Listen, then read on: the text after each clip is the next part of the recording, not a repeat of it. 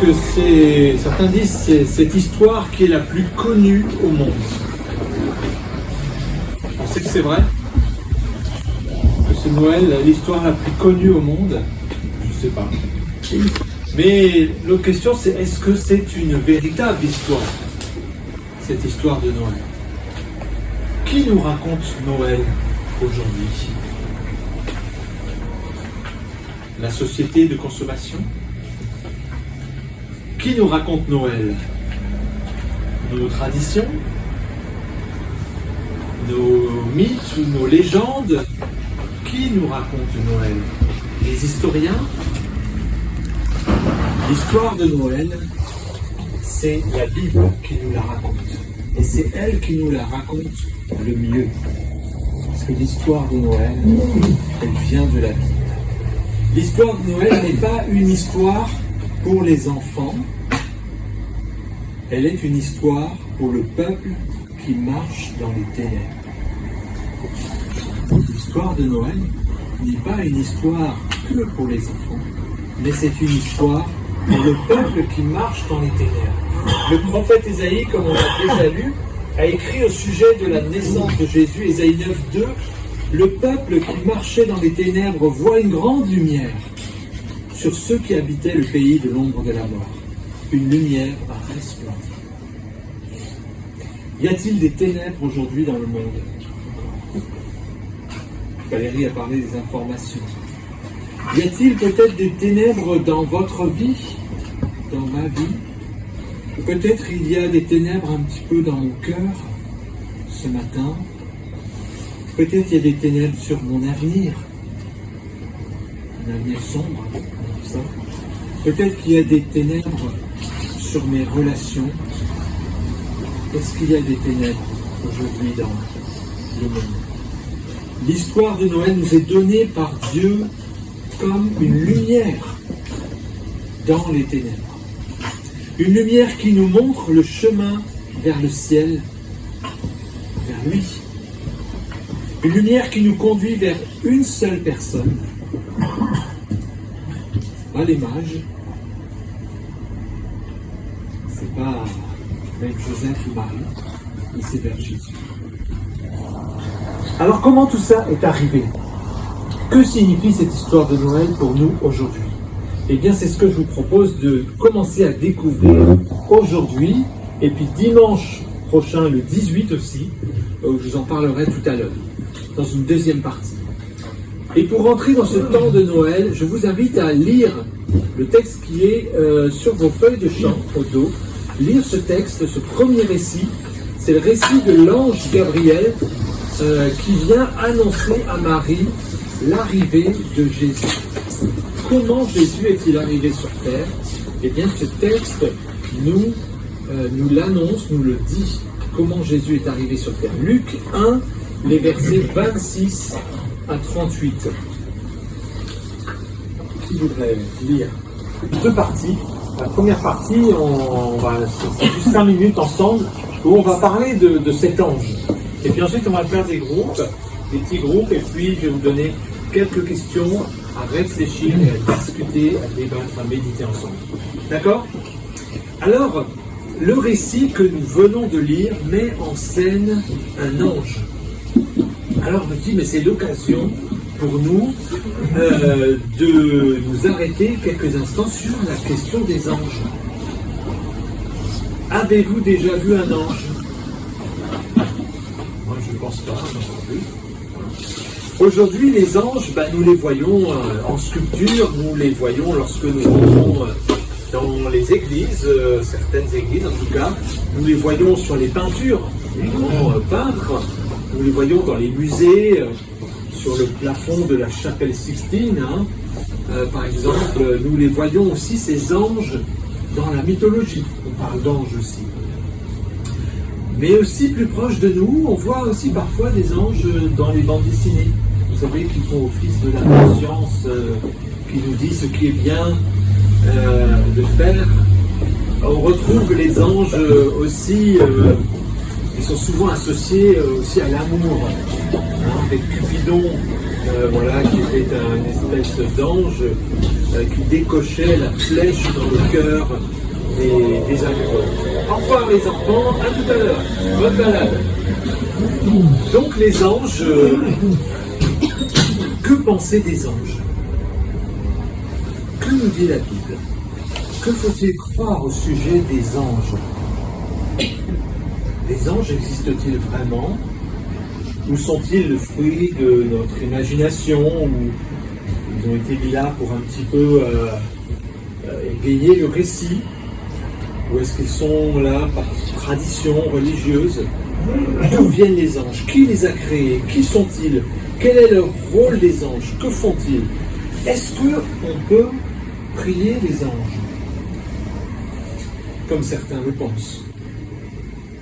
Ont-ils le pouvoir d'intervenir pour nous, ces anges? Alors voyons en 5 minutes ce que nous dit la Bible de ces anges. D'abord, les anges existent-ils vraiment? Eh bien, pour le croyant, pour le chrétien, oui, ils existent. C'est la Bible qui en parle. Et de nombreuses fois, le mot ange est utilisé plus de 150 fois dans la Bible. Et la Bible nous dit que les anges sont des êtres spirituels. Hébreux 1, chapitre 1, verset 14. Ce sont des êtres spirituels. Ce sont des êtres célestes, nous dit aussi la Bible. Et il est même dit, ils sont de peu supérieurs à l'homme. On trouve ça dans le psaume 8 ou dans Hébreux 2, verset 7. Ils sont de peu supérieurs à l'homme. Donc c'est quelque chose, des capacités en plus que nous. C'est ce qu'on apprend d'eux. En tout cas, oui, ils existent vraiment. Et la Bible en parle de nombreuses fois. Mais alors, d'où viennent les anges? Eh bien, c'est le psaume 148, entre autres, qui nous dit que les anges ont été créés par Dieu. Donc, ce sont des créatures de Dieu et ils sont avec lui pour le servir et pour l'adorer. Alors, leur rôle, qu'est-ce qu'ils font? Qu'est-ce qu'ils font? Eh bien, c'est le mot ange en lui-même qui nous donne un peu la réponse, puisque ce mot veut dire messager. Et les anges sont des messagers de Dieu. On peut dire aussi qu'ils sont les envoyés de Dieu. Envoyés de Dieu. Et nous voyons tout au long du récit biblique que les anges sont envoyés par Dieu, soit pour transmettre un message aux hommes de la part de Dieu, soit, et d'ailleurs on le voit ici, verset 26, regardez, 6 mois plus tard, Dieu envoya l'ange Gabriel. L'ange est envoyé par Dieu. Donc soit pour envoyer, les anges sont là pour envoyer par Dieu pour transmettre un message. Vous voyez d'autres anges aussi, quand Jésus est ressuscité. C'est des anges qui sont là pour dire il n'est pas ici, il est ressuscité. Ou alors, ces anges, on les voit aussi dans la Bible, ils sont là pour exécuter un ordre de Dieu. Par exemple, dans l'histoire des 10 plaies d'Égypte, vous connaissez, vous avez entendu parler certainement, eh bien c'est un ange qui à un moment passe pour exécuter un terrible châtiment envoyé par Dieu pour ce pharaon qui ne voulait pas obéir à Dieu. Les anges sont aussi envoyés par Dieu pour protéger les hommes et particulièrement les croyants. Il y a un texte qui s'appelle Psaume 34:8. D'ailleurs, on l'a lu dimanche dernier. L'Éternel monte la garde de ceux qui le craignent. C'est lui qui les libère. Voilà, l'ange de l'Éternel monte la garde de ceux qui les craignent, qui le craignent, pardon. Voilà. Donc, ils sont là aussi pour protéger les hommes, particulièrement les croyants. Enfin, les anges, dans le ciel, qu'est-ce qu'ils font? On pourrait dire qu'ils célèbrent, ça veut dire qu'ils disent sans cesse la gloire de Dieu. Ils disent sans cesse sa sainteté, sa puissance, son amour, toutes les facettes de Dieu. Les anges sont là dans le ciel pour sans cesse le répéter. Alors, enfin, dernière question, peut-on prier les anges? Faut-il leur rendre une espèce de culte? Ont-ils le pouvoir d'intervenir pour nous? Alors, la Bible nous montre et nous répond très clairement aux questions. Et la Bible nous montre dans Apocalypse 19, par exemple, c'est l'histoire de l'apôtre Jean. L'apôtre Jean, c'est un apôtre qui a reçu de Dieu une révélation sur ce qui va se passer dans les derniers temps. Et donc, cette révélation qu'il a reçue par les anges aussi, ça a donné le livre de l'Apocalypse. Et dans un moment donné, l'ange apparaît, et puis Jean, tellement impressionné, il s'apprête à adorer cet ange. Et l'ange lui dit, et on peut le lire dans le texte 19, il dit non, ne fais pas cela, mais adore Dieu. Et dans Colossiens 2 aussi, il y a aussi une mise en garde qui est adressée aux chrétiens de l'église de Colosse, parce que certains pratiquaient un culte des anges, justement. Et l'auteur de cette lettre, l'apôtre Paul, leur dit, c'est une dérive. C'est une dérive. Non, on ne peut pas pratiquer le culte des anges, ce n'est pas ce que Dieu veut. L'apôtre Paul leur dit clairement de rejeter ce culte des anges. En tout cas, nulle part, la Bible nous invite à prier les anges. Au contraire. Pourquoi? Parce que la prière est un acte d'adoration. Or, seul Dieu ou Jésus doivent être adorés. Premier commandement. Il n'y aura pas d'autre Dieu que moi. D'accord? Et quand on adore autre chose que Dieu, ça s'appelle comment? De l'idolâtrie. C'est ça. D'accord? Donc, ne pas prier les anges s'explique aussi par le fait que les anges sont des créatures qui dépendent de Dieu. Ils ne font rien sans que Dieu leur ait donné l'ordre de le faire. Les anges sont soumis à Dieu et à Jésus, nous dit la Bible.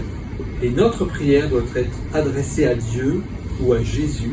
C'est ensuite que Dieu pourrait et peut parfois envoyer un ange, peut-être pour répondre à notre prière d'une manière particulière. Voilà ce que je voulais vous dire ce matin à propos des anges qui apparaissent dans le récit de Noël. Ils apparaissent plusieurs fois. Alors on va continuer maintenant et je vous propose de faire des petits groupes. Combien sommes-nous? Voilà, chers amis, on va conclure quelques mots. J'espère que ça s'est bien passé dans vos groupes. Vous entendez pas?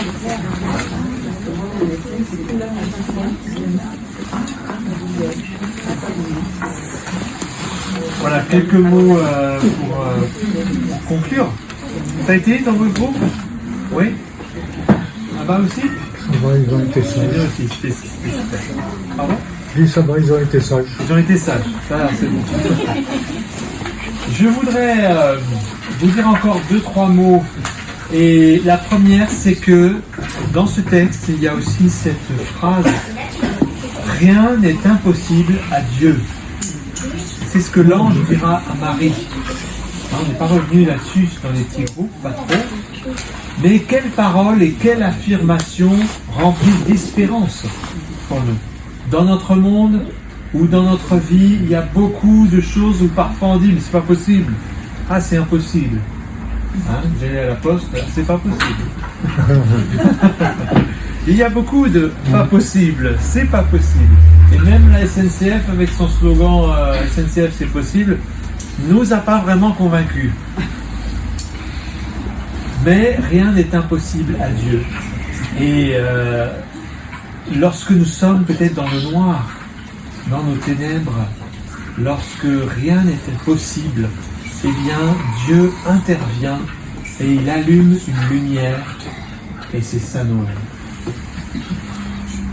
Rien n'est impossible à Dieu. Et c'est une espérance parce que cette parole renvoie à la personne de Dieu. Elle nous rappelle sa grandeur, sa puissance, sa souveraineté sur toute chose et aussi sur toute chose dans ma vie personnelle et dans mes histoires. Dieu n'a pas de limite. Nous ne savons pas tout ce que Dieu va faire ou veut faire dans nos vies, à chacun, les uns et les autres, ou ce que Dieu va faire dans le monde demain, mais ce que nous rappelle ce texte, c'est que Dieu peut tout faire. La puissance de Dieu est au service de son amour. La puissance de Dieu est au service de son amour pour nous. Dieu est animé d'un amour pour l'homme et la femme, et c'est ce qui motive toutes ses actions. Notre cœur est souvent inquiet, comme l'a été celui de Marie, et nous posons souvent la question du comment. Comment est-ce que ce sera possible? Lorsque nous nous rappelons que rien n'est impossible à Dieu, notre cœur est apaisé. Notre cœur peut être consolé par cette vérité, parce que c'est comme si une porte s'ouvrait dans le mur de la fatalité. Rien n'est impossible à Dieu. La deuxième chose que je voulais vous dire encore, c'est que ici Dieu intervient miraculeusement pour Marie, pour que Marie devienne enceinte et donne naissance à Jésus. Pourquoi est-ce qu'il fait cela? Dieu intervient dans la vie de Marie pour que le monde entier puisse rencontrer Jésus. Dieu intervient dans la vie de Marie pour que le monde entier puisse rencontrer Jésus. Dieu envoie Jésus sur la terre pour nous sauver. Il le fait, ce Jésus, vous le savez, en mourant à la croix à notre place et en payant notre dette vis-à-vis de péché. Ce texte nous dit au sujet de Jésus que son règne n'aura pas de fin. On a relevé ce détail. Et en effet, Jésus est ressuscité. Aujourd'hui, il est vivant. Cette parole est encore vraie aujourd'hui. Le règne de Jésus est là, et nous sommes et nous voulons être dans son royaume aujourd'hui. Il est vivant aujourd'hui et il veut surtout nous rencontrer. Il veut te rencontrer personnellement. Aujourd'hui, comme l'ange rentre chez Marie, Jésus voudrait rentrer dans ta vie. Il veut rentrer dans ta vie pour la sauver, pour te donner la vie par son Saint-Esprit. Tout comme Marie a confié sa vie, son destin, en disant que tout ce que tu m'as dit s'accomplisse pour moi, de la même manière, est-ce que ce matin tu veux confier ta vie, ton destin, ton avenir à Jésus, à ce Jésus qui veut te rencontrer? Devenir chrétien, c'est désirer Jésus. Devenir chrétien, c'est désirer Jésus. De la même manière que Marie a, à un moment donné, désiré rentrer dans le plan de Dieu, nous aussi, nous devons chaque jour désirer Jésus en nous, avec nous, et pour que nous puissions vivre pour sa gloire. Devenir chrétien, c'est désirer Jésus. C'est désirer son salut par la foi et parce que l'on a compris que le seul chemin, c'est lui. Il est le chemin, la vérité et la vie. Amen. Amen.